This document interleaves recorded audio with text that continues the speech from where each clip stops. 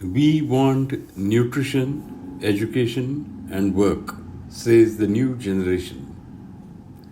We want to progress, say their guardians. And we want security in old age, say the senior citizens. For all this to happen, people need to engage in productive activity necessary to provide goods and services of every kind. Our governments are always running short of funds to provide for the basic necessities.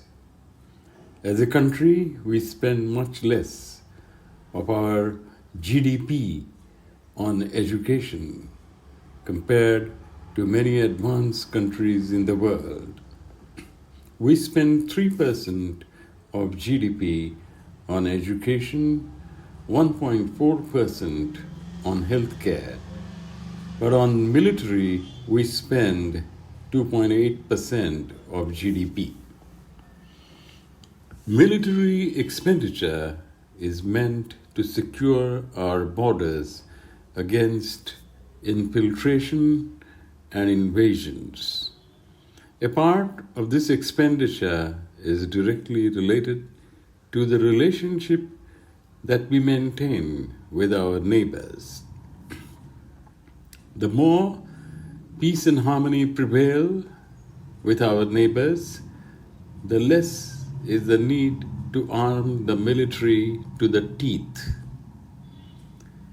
We see that by forming a European Union, countries in Europe significantly reduced their disputes with neighbours and brought down the military expenditure.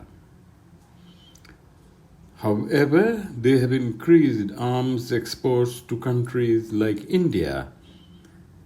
We import arms in order to modernize our armed forces so that they can defend better.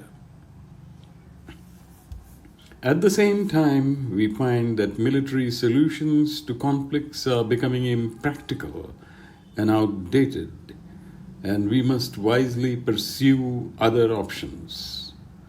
We should not lose any opportunity to bring about greater understanding and harmony among our neighbors. For the last 4 decades, we did not enjoy peace with our neighbors. Young generations have borne the cost of these disputes and conflicts with our neighbors.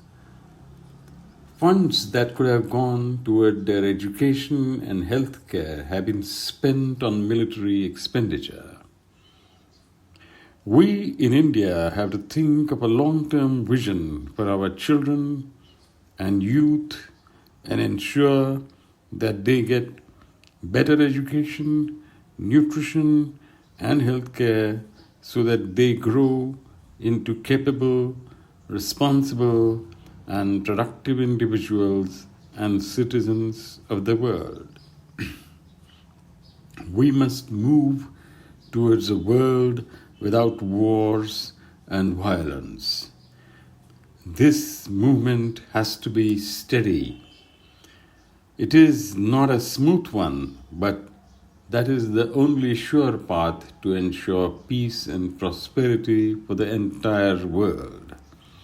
As a first step, we call upon our government to bring about a 10% cut in defense expenditure.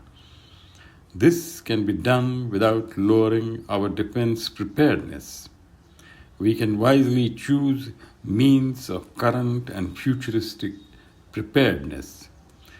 At the same time, we want the Ministry of External Affairs to be renamed as the Ministry of Peace and Harmony.